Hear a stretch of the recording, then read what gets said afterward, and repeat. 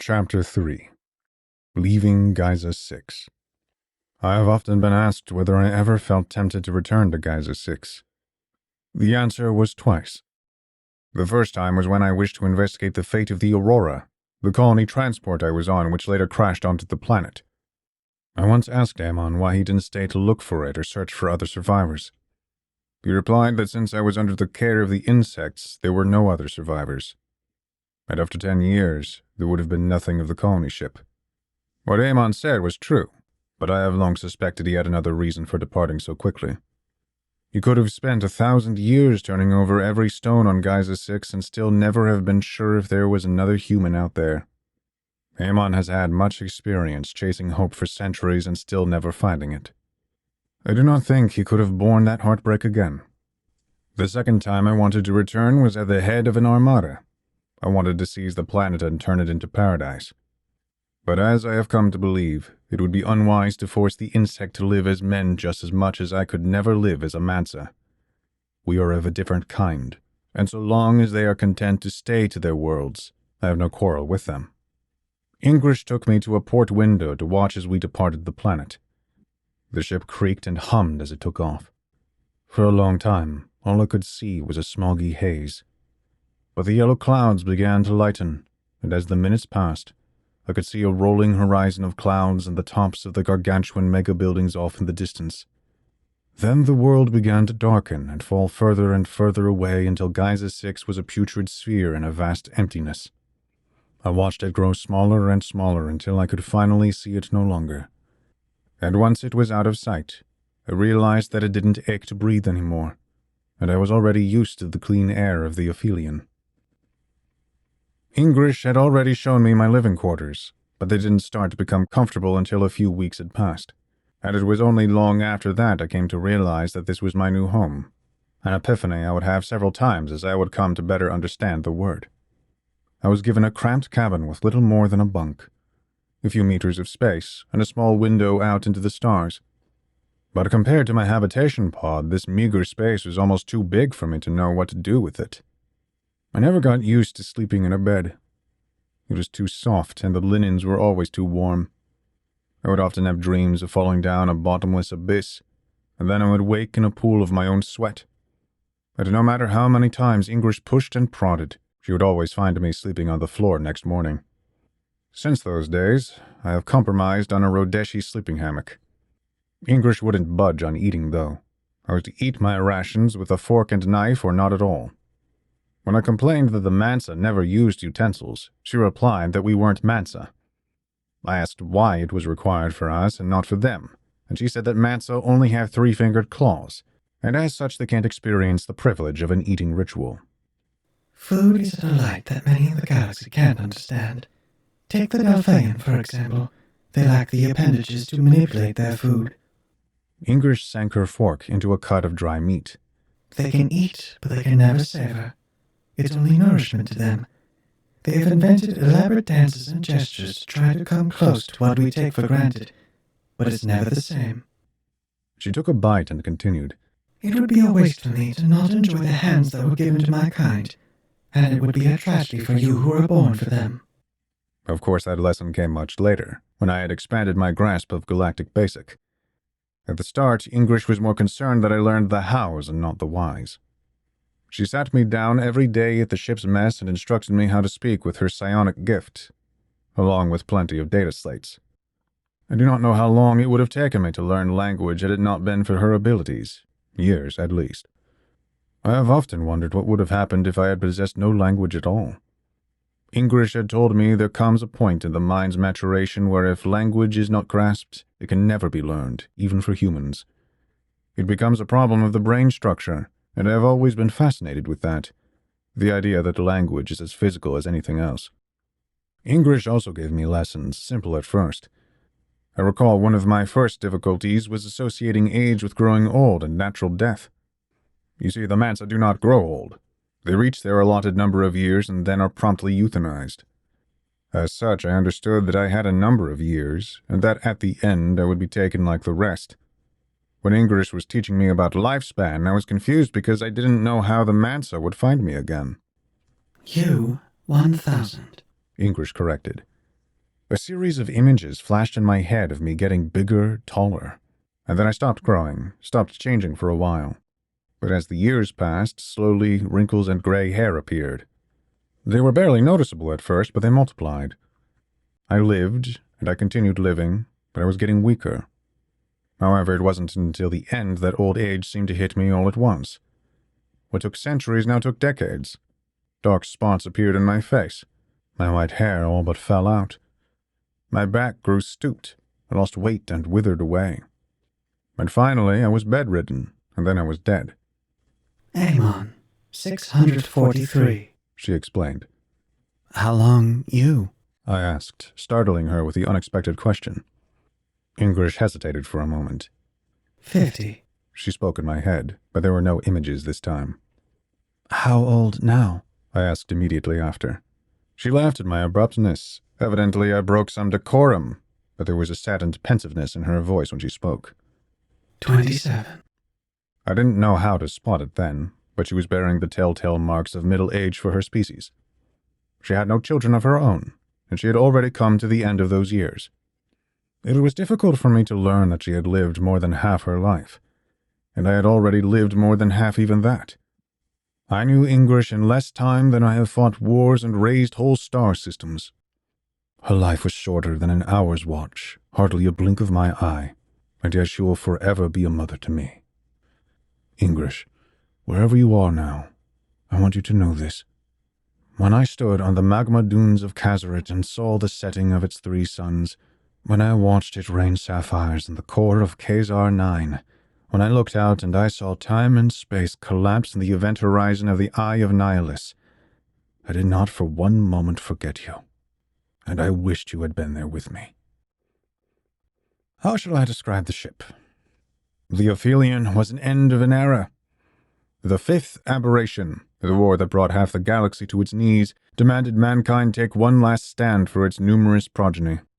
And so, in the haste of war, humanity fashioned this small cargo ship into a weapon that flew on glass wings. Its shields were strong enough to dive into the corona of a blue giant, but its hull was as flimsy as sheet paper. It could bring to bear 6 missile batteries and even a rail cannon, but it had nothing in the way of point defense systems or even a laser grid. It could outfly and outfight a Kabara fleet, but just one antimatter strike would send the old ship to her grave. And this ship was tragically old. Just like Amon Russ, it had outlived the war it was meant to die in. It was a zero sword kept sheathed in a time of peace, a weapon no longer needed and left to rust. Even though back then I had no appreciation of its history, I could see the love lavished on it by its crew, but it was sadly nowhere near enough. Its impressive armaments were little more than memories of better times. The rail cannon was a rusted tube of steel, without the chromium shells to fire.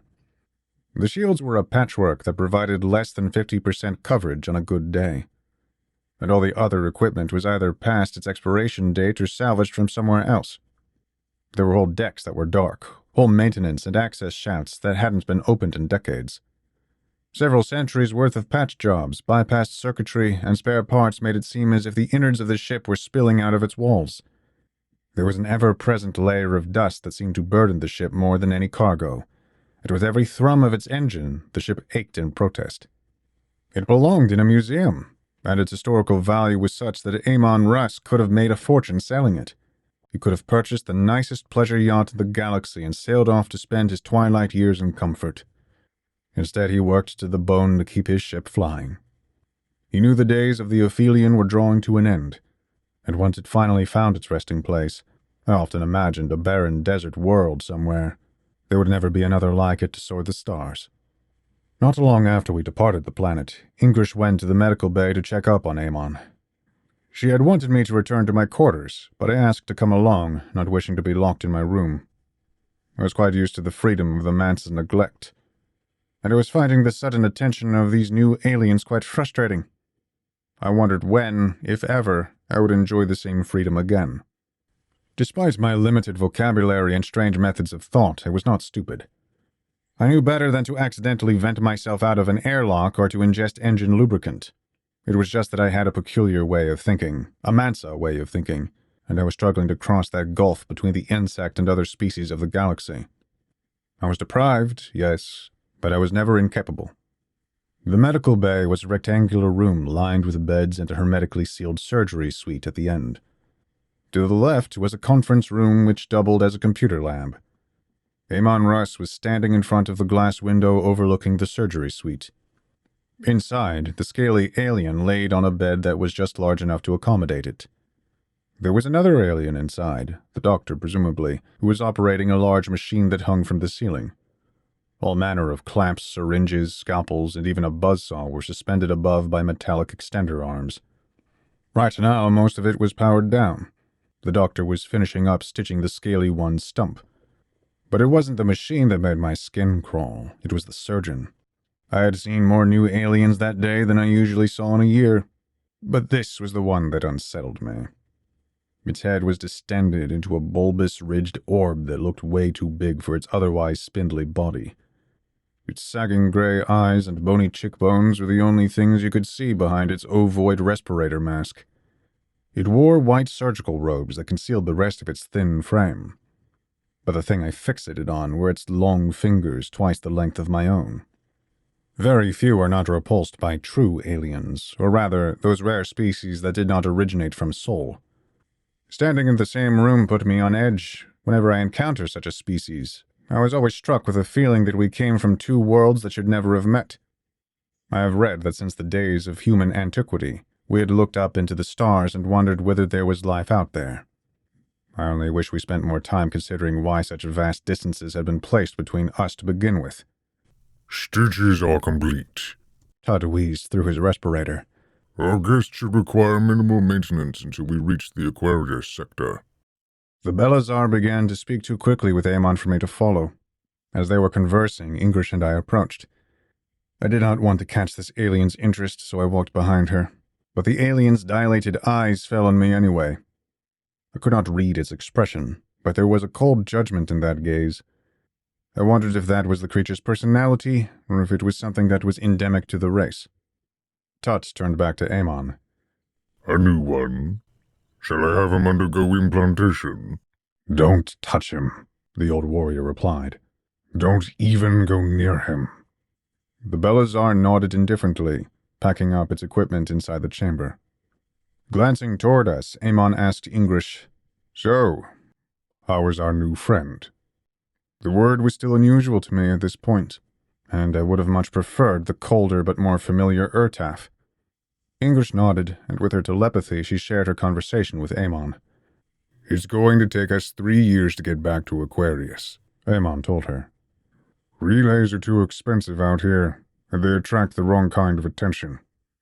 We're going to keep to dark space as much as possible, but I don't want us to go to stasis beds until we leave Mansa territory. Ingress nodded, and the two began discussing specifics. It was annoying as they immediately leapt to the least interesting part of the conversation: ration meals, flight plans, and life support efficiency. Meanwhile, I was stunned of the prospect of going to a new world. Ingress noticed my hesitancy, and a rush of images flooded my mind to help me keep up, but I quickly gave up and focused solely on the destination. The picture that stuck in my head was an ocean world with cities raised on mighty habitation towers above the crashing waves. Its name was Niad, and for a moment I stood awestruck as I had never seen so much water before. But even more overwhelming was the city. I saw thousands of different aliens of all shapes and sizes. I saw great streets and marketplaces and apartment mega-complexes. I saw sweeping vistas from the hover cars of the floating skyways to the hab lounges of the deepest underwater gardens. I saw a world of commerce and prosperity, and although Ingress assured me that this was just the farthest edge of galactic civilization, I had great difficulty believing anything could be more majestic. But there was something in the image that deeply disturbed me. Before Amon, I thought I was the only one of my kind, but I was proven wrong. And so it stood to reason that there were others out there, and from this great multitude there should have been many others somewhere. However, in this picture Ingress had shown me, this great hub of civilization, I didn't see any of my kind out there. Not a single one. I wondered where they all were.